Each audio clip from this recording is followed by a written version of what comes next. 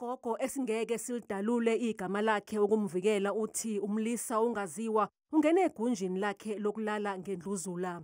Uthi uyewethuka uma isebona ukuthi lo Mlisa uqonde ukwenzani. Ngase ngithukile njengoba ngase ngibona ukuthi kuzokwenzakalani. Wakhumula izicathulo nezimpahla zakhe wangena embhedeni wami. Ngazama ukumemeza abanye egcekeni kodwa wathi uma ngingaphinda futhi uzongigwaza.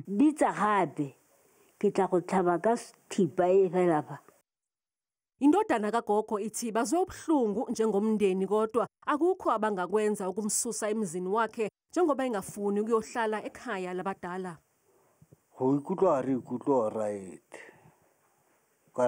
Kubuhlungu kakhulu njengoba kwenzeke lokhu kumama wethu ukuthi kungaba khona umuntu ozomngenela endlini.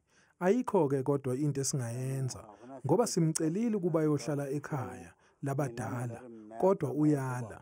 Uthi ufuna ukuhlala ekhaya kwakhe.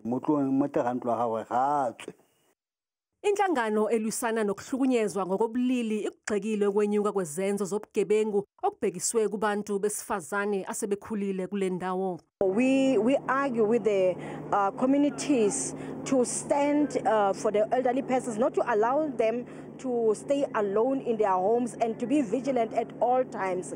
Kuvulwe amacala emaphoyiseni kanti akekho osaboshiwe ngalezi gameko.